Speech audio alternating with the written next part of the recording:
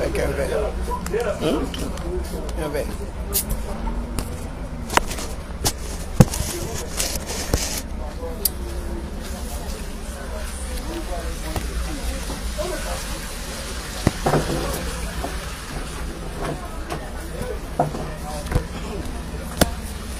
Bonjour très chers compatriotes gabonais. Taguez-moi Stéphane Zeng s'il vous plaît. Taguez-moi Stéphane Zeng et Laurence Mbaga. Avec l'ensemble des activistes qui sont venus un peu par-ci par-là. Hein, les pères Féhi, les autres, tous les activistes extrémistes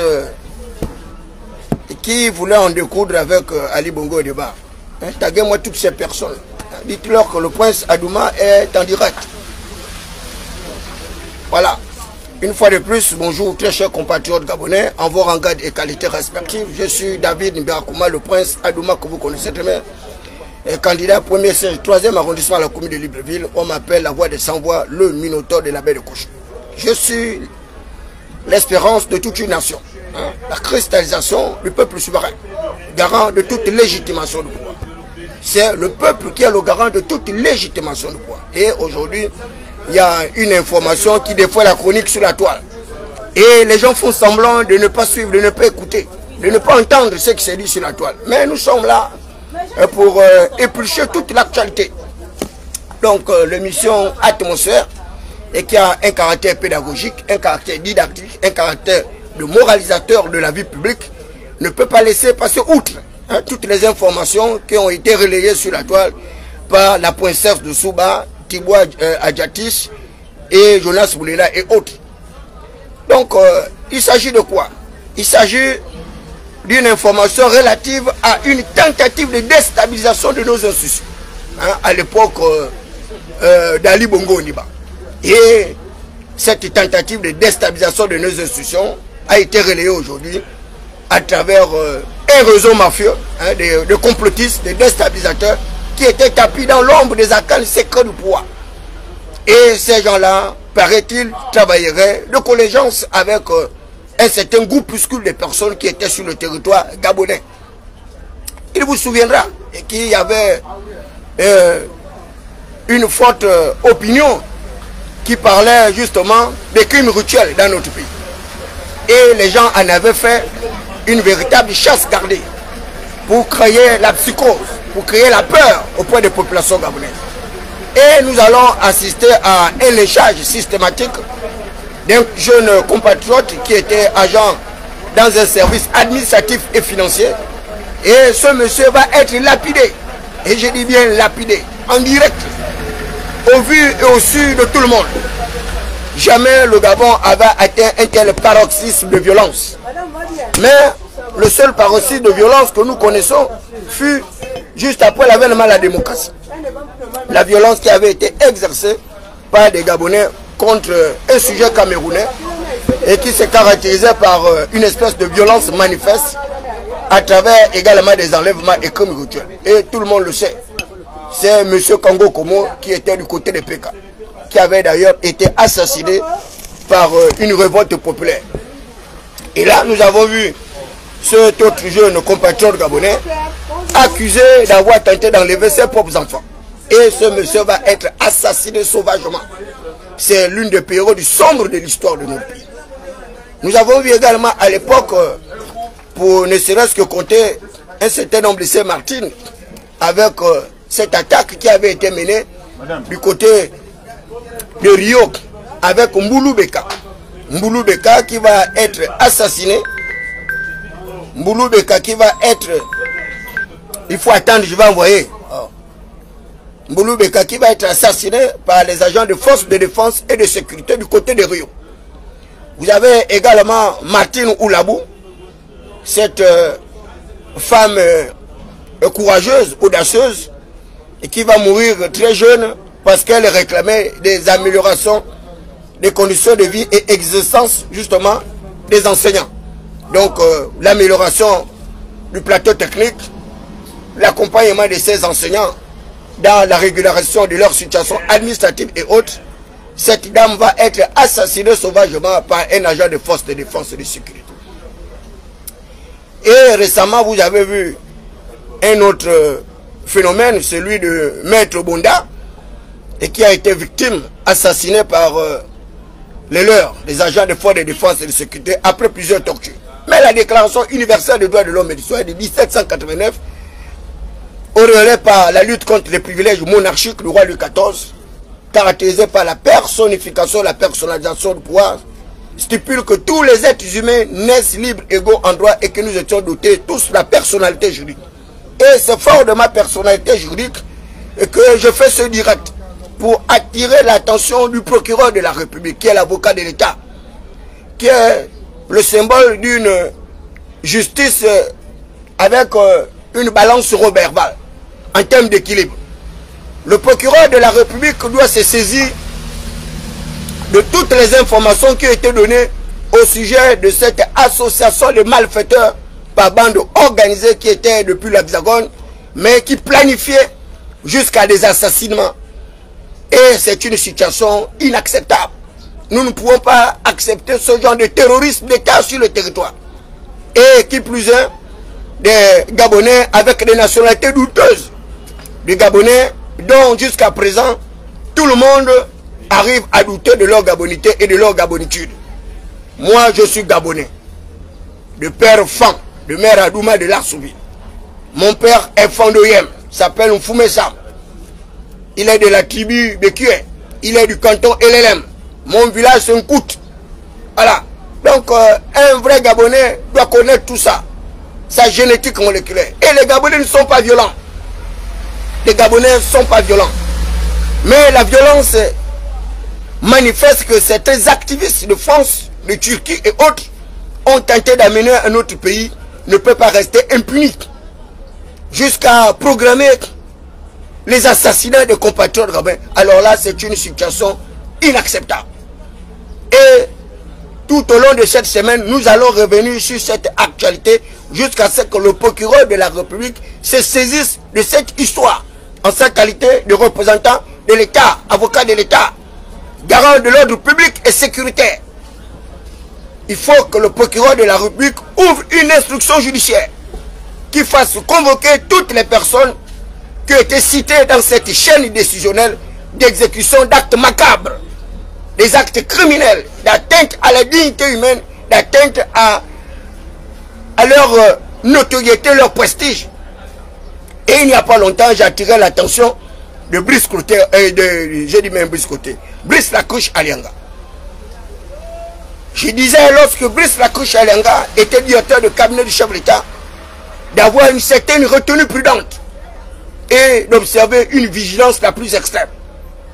Parce que la gouvernance de Brice Côté, Brice Lacouche Alianga était très aléatoire.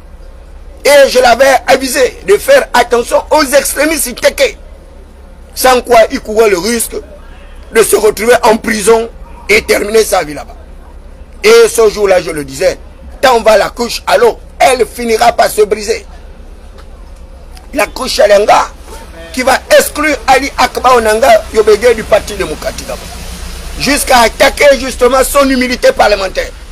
Je me suis rendu auprès du président de l'Assemblée nationale, donner des arguments plausibles pour éviter que l'humilité d'un parlementaire soit déchue.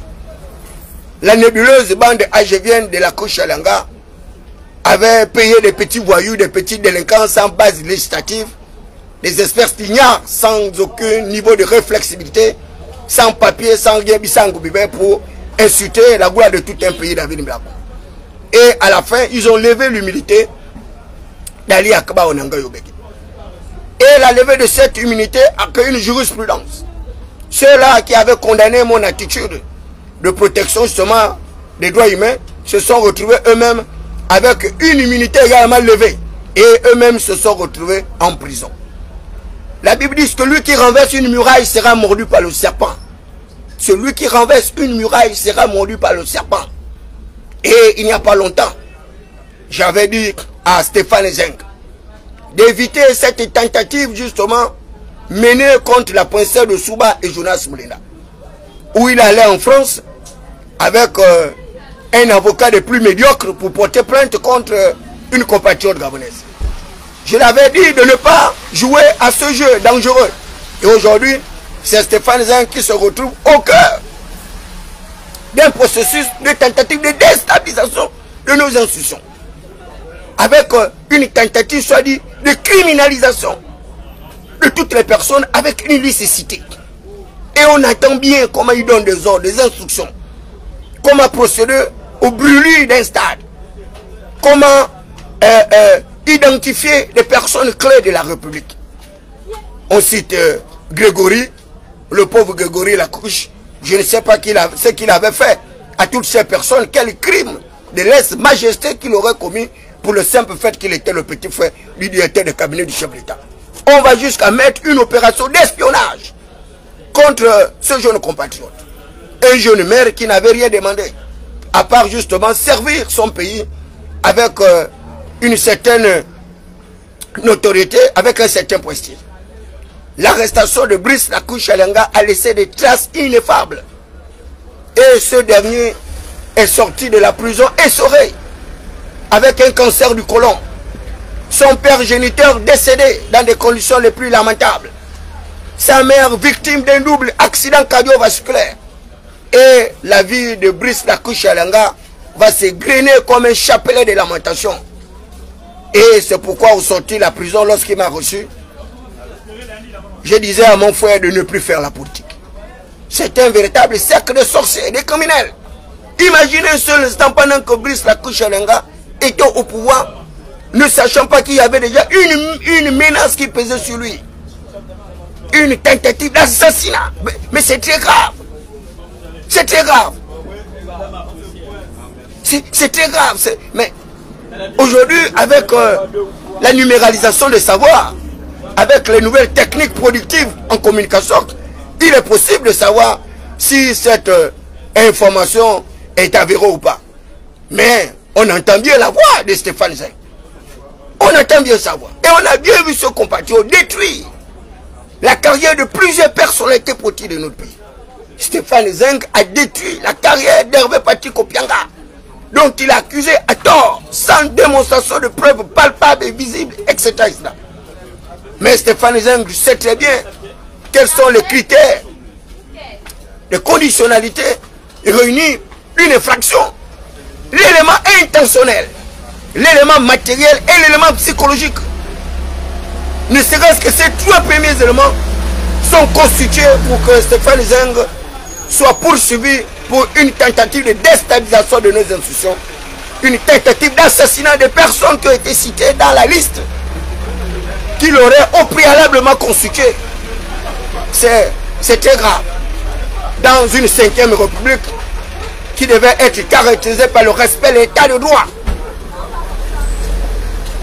Et vous avez vu comment ces gens-là ont exalté la violence lorsqu'ils étaient en France. Lorsque ces gens-là ont tout fait pour détruire la carrière religieuse de la princesse Moulaka, dont ils ont utilisé des données à caractère personnel pour exposer sa nudité à la vindicte populaire. Cette compatriote aujourd'hui a perdu son ménage, elle a certainement perdu une grande partie de sa foi, le fondement justement de sa génétique moléculaire, de son héréditation, avec son père qui était un brillant acteur religieux, c'est-à-dire le révérend Moulaka. C'est Stéphane Zeng qui a accusé Hervé Patrick Opianga de pédophile. Il a accusé Opianga de criminels, d'assassins et autres. Et il est là, dans le pays, il se balade. Il se pavane aux côtés du chef de l'État. Avec des fonctions prestigieuses dont le chef de l'État lui a permis d'avoir. Voilà comment la République se comporte aujourd'hui. Une République avec des individus qui exaltent le terrorisme d'État. Le terrorisme d'État. Et c'est pourquoi, lors du discours du professeur Ondosa, il a tiré déjà l'attention également de Brice Kotoli Guillemant sur la dangerosité de toutes ces personnes, leur nocivité, leur dangerosité et leur nocivité. Parce que, imaginez de tels procédés, de tentatives d'assassinat des personnes, ça ne peut pas relever d'un esprit éclairé gabonais. Non, ce n'est pas possible. Ce n'est pas possible. les Gabonais ont passé 42 ans de règne de gouvernance avec Omar Bongo Ondimba dans un climat de parfaite paix, dans un climat apaisé, dans un climat de cohésion sociale et d'unité nationale.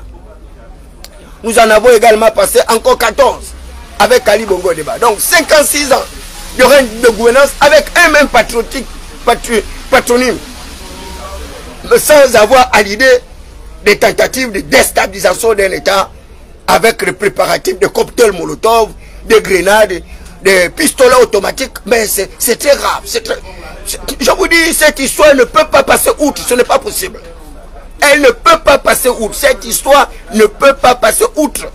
Et c'est pourquoi j'invite la famille de Lakush Yalenga. J'invite la famille de toutes ces personnes qui ont été citées à travers cette liste de porter plainte pour une tentative d'assassinat. Une tentative d'homicide volontaire. Je dis bien tentative d'homicide volontaire. Et comme ça, le procureur de la République va se saisir de cette affaire. J'invite Grégory Lakush Yalenga, qui a beaucoup souffert d'ailleurs dans cette sordide prison. Certainement que c'était le prolongement de leur acte macabre. Dès lors qu'ils n'ont pas réussi à assassiner Lakush Yalenga, mais ils ont réussi tout de même à le déstabiliser, puisqu'on l'a jeté dans une prison sordide, où il a pratiquement perdu toute son humanité, avec tous les traitements inhumains et dégradants dont je me passe de tout commentaire, parce que Lakush m'avait tout raconté, comment il a vécu le calvaire dans cette prison. Et personne ne le savait.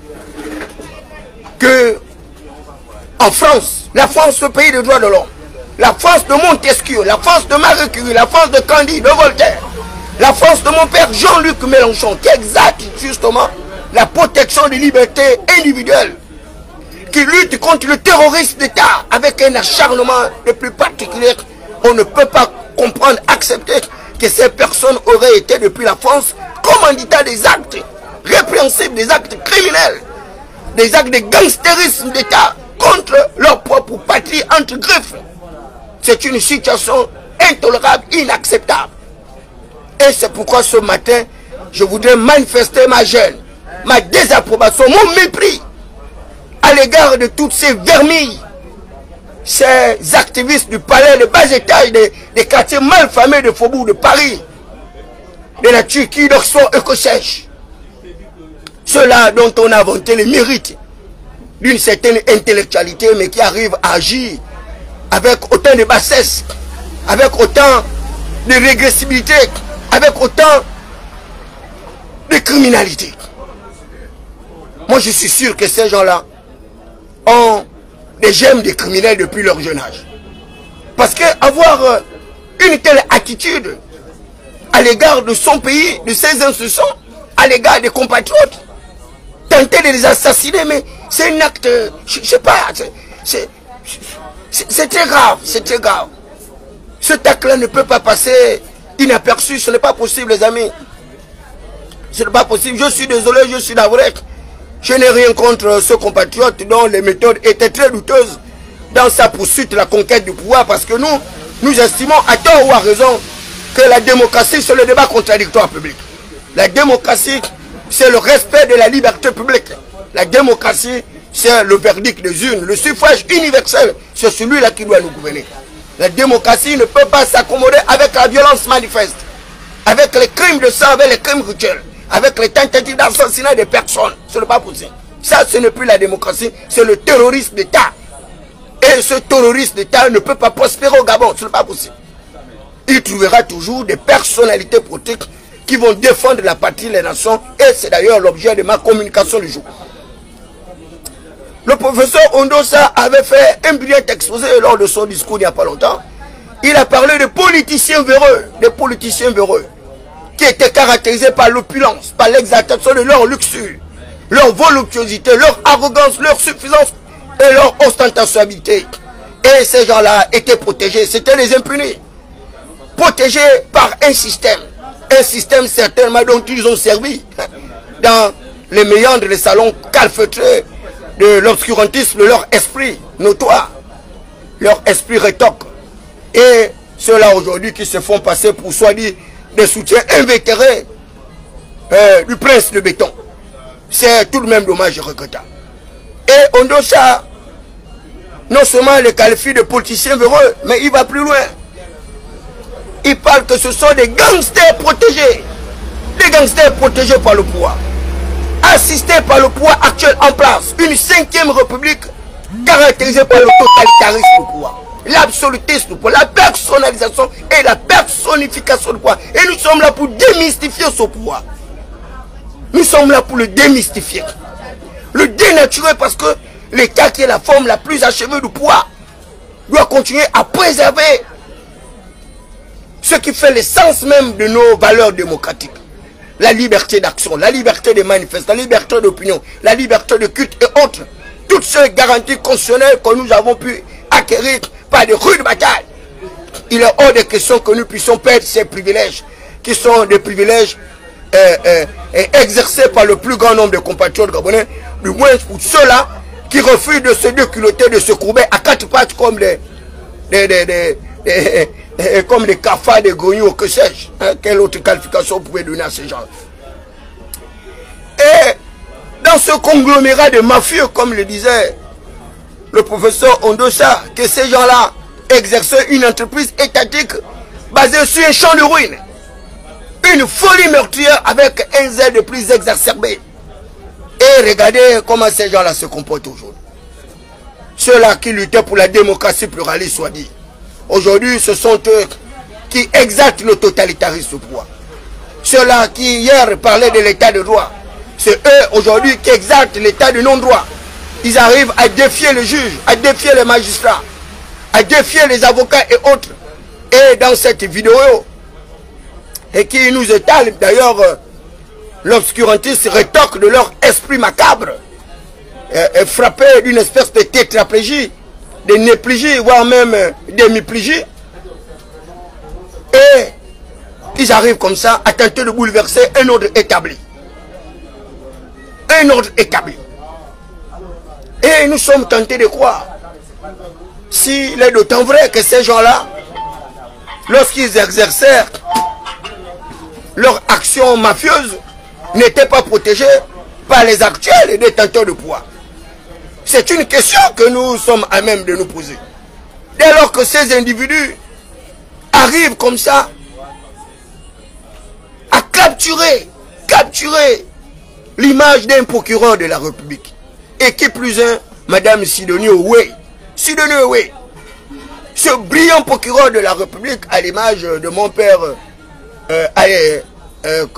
Alaba Fall Bosco, Sidonie Owe, qui a marqué les esprits des Gabonais grâce à sa capacité de défendre justement les opprimés,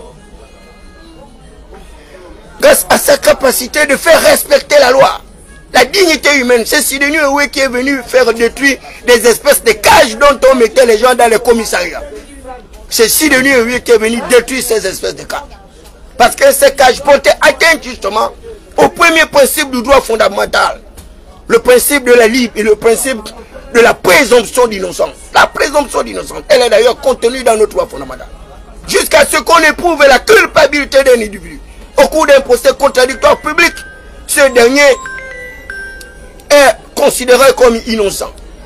Mais ce sont les mêmes aujourd'hui qui sont en train de galvauder notre système judiciaire. Arriver à capturer l'image des magistrats hors catégorie. Mais c'est une atteinte grave justement au droit à la protection de son image. Donc la protection de l'image de Sidonie Owe, ancien procureur de la République, magistrat hors catégorie, a été altérée par Stéphane Zeng. Et jusqu'à présent, nous savons pour quel objectif visé il avait pu capturer l'image du procureur de la République, aujourd'hui qui se retrouve dans une situation assez particulière, avec un réseau mafieux autour, une association de malfaiteurs par bande organisée, une association de criminels qui voulait déstabiliser notre propre système étatique. Et vous imaginez un peu la dangerosité si Sidonie Owe n'arrive pas à laver son image. Il s'agit également de Sidonie Owe de porter plainte afin que son image soit lavée. Parce que si elle ne porte pas plainte, ben nous serons obligés de la considérer également comme étant celle qui finançait ces actes terroristes. Et c'est très grave. Allez-y dire à Sidonie Owe d'aller porter plainte. Parce que le droit à l'image est protégé. Cette capture d'écran de son image, c'est déjà un début d'une infraction constituée. Au moins, ce dernier ira expliquer au procureur de la République et autres pourquoi est-ce qu'il avait fait cette capture d'écran et quelle était son intentionnalité pour que cette dernière aujourd'hui se retrouve avec une bande de criminels dans une procédure de plus inimaginable. Madame Sidonie Owe, si vous savez que vous n'avez rien à vous reprocher, de grâce, je vous prie, allez porter plainte. Allez porter plainte, vous connaissez les procédures. Essayez d'enlever cette image et qui est en train de revenir dans la conscience des Gabonais. Et surtout que vous n'étiez plus en fonction, vous n'exercez plus la fonction du procureur de la République. Donc, il faut faire attention. Ne laissez pas prospérer cette opinion qui susciterait un certain nombre d'interrogations sur votre moralité, sur votre probité et sur votre éthique. Donc vous devez laver votre honneur qui était altéré par votre affinité avec Stéphane Zeng. La Bible dit, si tu marches avec des hommes sages, tu deviendras sage. Parce que c'est le fer qui aiguise le fer. Et que les mauvaises compagnies corrompent les bonnes mœurs. On peut même être tenté de nous interroger sur cette proximité d'un procureur de la République. Une magistrate hors catégorie comme Sidonie Owe. Mais qu'est-ce qu'elle peut bien vouloir faire avec un activiste criminel comme Stéphane Zeng? C'est impensable. Une telle collusion ne se justifie pas. Un tel lien d'affinité ne peut pas se justifier, Madame Sidonie Owe. Ce n'est pas possible. Il faut bien que vous arriviez à laver votre image. Et sachant bien d'ailleurs que vous êtes quand même la mère d'un brillantissime avocat que je connais très bien, que je ne citerai pas le nom pour ne pas lui faire de publicité gratuite. Et j'estime à tort ou à raison que ce dernier également devrait faire un effort dans ce sens-là pour faire éclater la vérité. Il faut que la vérité soit connue et sûre. Qui finançait ces actes terroristes? Ces actes ont endeuillé les vies des personnes. Et là maintenant nous comprenons aisément pourquoi est-ce que la bataille des casseroles avait pris une allure de dangerosité. Parce qu'on n'a pas compris comment le simple fait de taper une casserole dans sa propre maison pouvait constituer une infraction. Certainement de nuisance sonore, on pourrait comprendre, mais jusqu'à là assassiner des gens. Et ce sont eux qui incitaient les personnes d'aller dans les rues avec les casseroles. Certains avaient d'ailleurs investi le domicile de l'ancienne vice-présidente de la République, Osuka Rose Christian Raponda. Vous voyez bien l'intention de toutes ces personnes. Ils étaient là dans une stratégie macabre de déstabilisation de nos institutions, arriver à une révolte populaire. Et c'est dommage, c'est très grave. C'est très grave. Cette attitude est inacceptable et intolérable.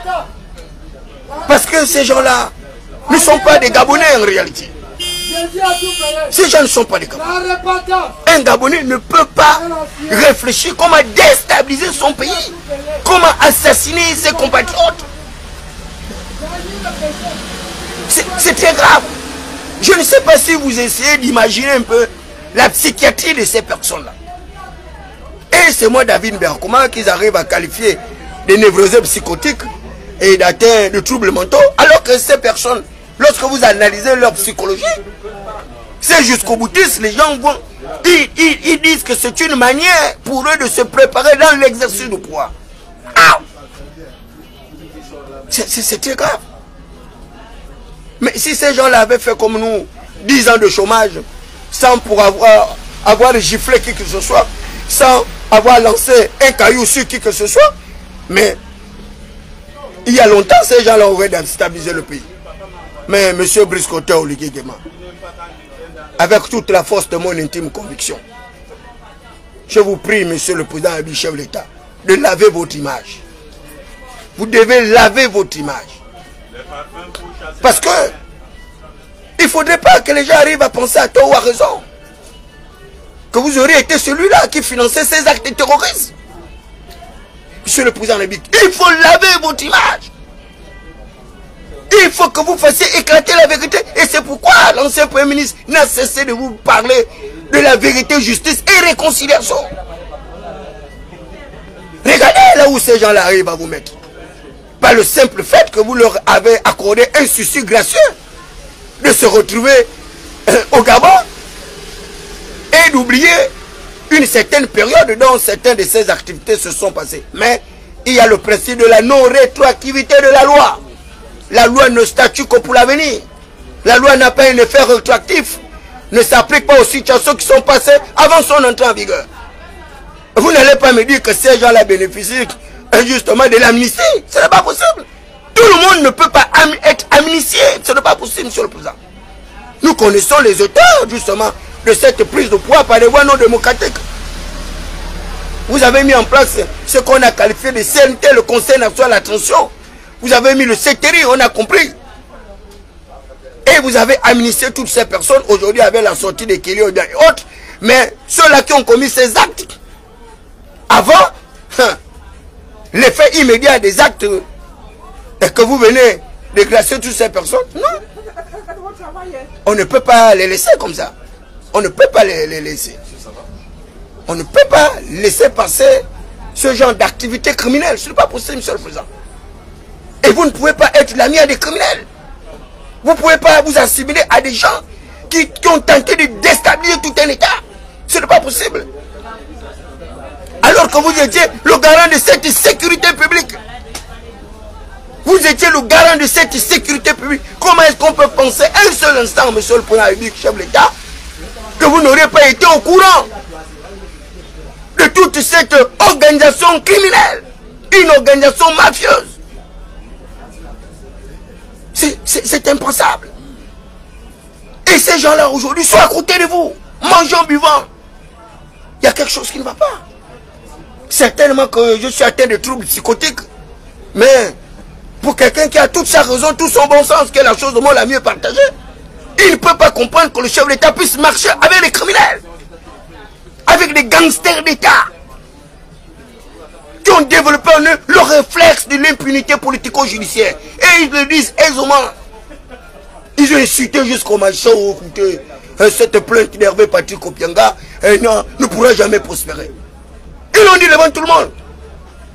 Et pourtant, on a vu un ami à Washington assumer la responsabilité de ses actes, répondre à une convocation.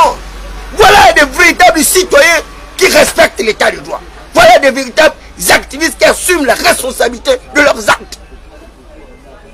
Non pas des activistes qui veulent se réfugier parce que vous leur aurez donné une petite prérogative de puissance publique et ils arrivent à narguer les juges, narguer les avocats, narguer le procureur de la République, narguer tout un État alors qu'ils ont tenté de commettre des actes criminels. Et celle qu'on appelle la dame de fer, mais c'est encore plus grave. Sachant bien que cette dame de fer, entre griffes, avec également une nationalité douteuse, dont il faut apporter la preuve, la certification, l'exactitude, l'objectivisme et la réalité de cette gabonité et de sa gabonitude. Et tout le monde le sait de par l'humanité. Ce n'est un secret de polichinelle. Entre Gabonais, nous connaissons la psychologie, la psychiatrie des Gabonais. Même à partir du nid de quelqu'un, j'arrivais à identifier les Gabonais lorsque j'étais en poste comme premier secrétaire chancelier régisseur d'ambassade. Togo, Bénin, Ghana. Quand les gens arrivaient avec le passeport gabonais, je dis, monsieur, vous n'êtes pas Gabonais. Voilà. Donnez-moi votre vrai passeport, je vous donne le visa, et puis vous me faites gagner du temps, vous partez là. Et quand le gars insistait, je lui ai arraché le passeport. J'ai dit, tu es Gabonais? Oui. J'ai dit, bon, tu es Gabonais de quelle localité? Il commence à paniquer. Et quelle est ta tribu? Il est là. Quel est ton clan? Il commence. J'ai dit, je t'ai bien dit, tu n'es pas Gabonais. donne-moi ton vrai passeport. Il me sort un passeport béninois. Je lui mets le visa, il paie 35 000. J'ai dit, monsieur, bye bye. Il dit, non, monsieur le premier secrétaire, mais vous avez mon passeport. J'ai dit, quel passeport? Il dit, le passeport gabonais. J'ai dit, mon petit, le passeport là. Si ce n'est pas Ali Bongo qui me dit de te remettre le passeport là, tu ne l'auras pas. Va appeler qui tu veux, le passeport là, tu ne l'auras pas. Et celui qui t'a fait le passeport là au Gabon là, à la DGD, moi je vais me battre pour retrouver celui qui t'a fait le passeport là. J'ai laissé près de 30 passeports à l'ambassade là-bas au Togo. Près de 30 passeports. Les passeports béninois, les passeports machin. J'en ai laissé là-bas. Mais vous ne pouvez pas jouer comme ça avec le principe d'autodétermination d'un État. Le droit du peuple à disposer d'eux-mêmes, ce n'est pas possible.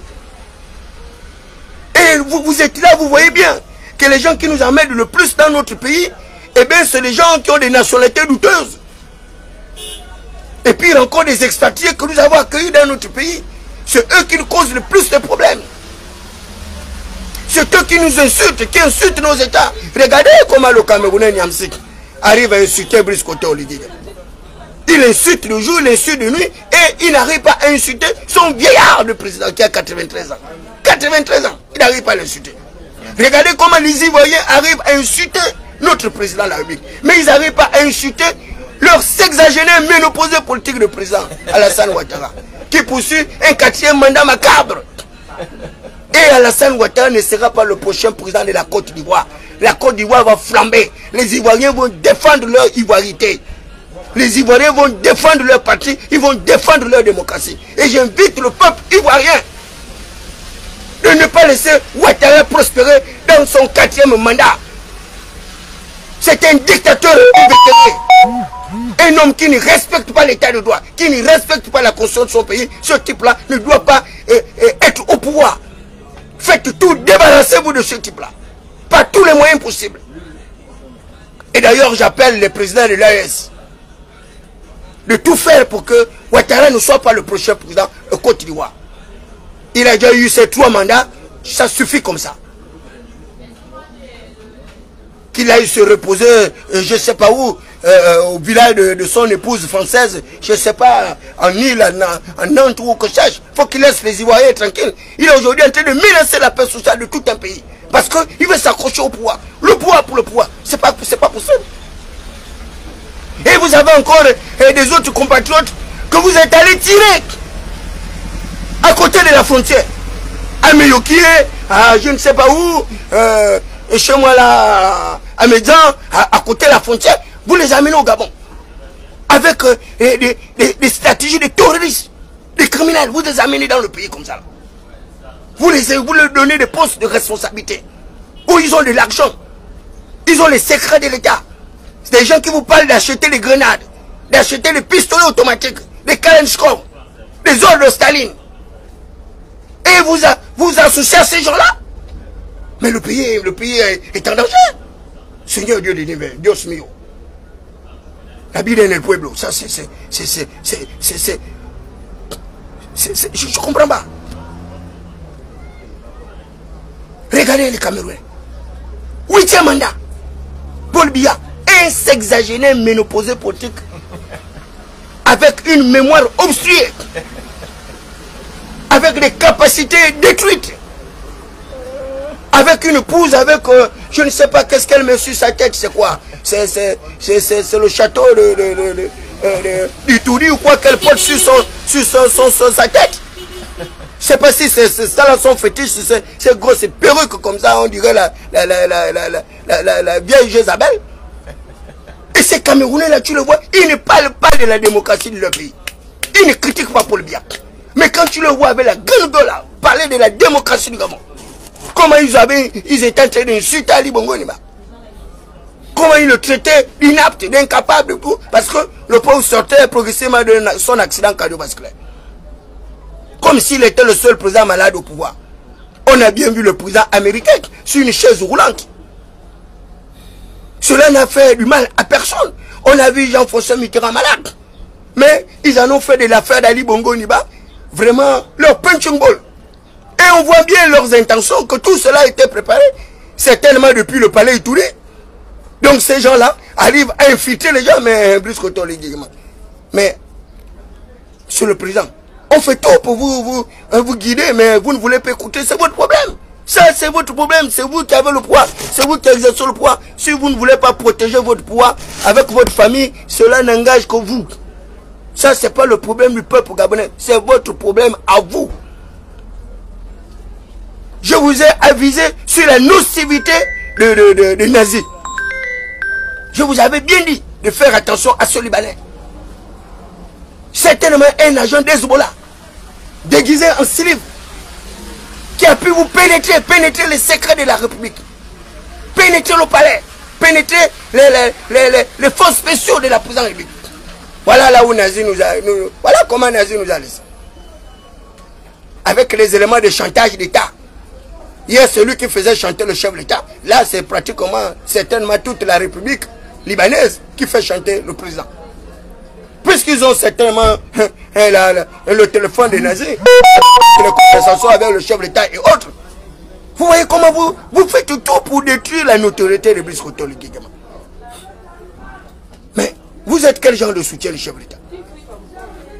Au lieu d'améliorer la gouvernance du chef de l'État, aider les populations à atteindre les fondamentaux avec succès, améliorer justement les conditions de vie des Gabonais, mais vous, ce que vous faites, c'est détruire la noblesse du chef de l'État. C'est détruire son lien d'affinité, son nazaire avec le peuple souverain. Un peuple qui lui a plus de 90-94%. Non. La galère, la misère du peuple ne vous préoccupe pas. Ce qui vous préoccupe, c'est être à côté du chef de l'État, porter une belle veste, comme dit mon ministre. D'ailleurs, je voudrais rappeler aux uns aux autres que vous me verrez de plus en plus parce que j'ai pris mes congés hier, mes congés diplomatiques de 45 jours pour mener à bien ma campagne électorale. Donc, vous allez me voir de plus en plus actif sur la toile. Et mon ministre des Affaires étrangères, non, au cours d'une réunion, il nous dit, vous savez, un diplomate, il doit être bien habillé, un beau costume, il doit sentir bon avec un bon parfum et boire le champagne. J'ai dit, mais qu'est-ce que le ministre raconte comme ça? Non, mais j'étais totalement abasourdi.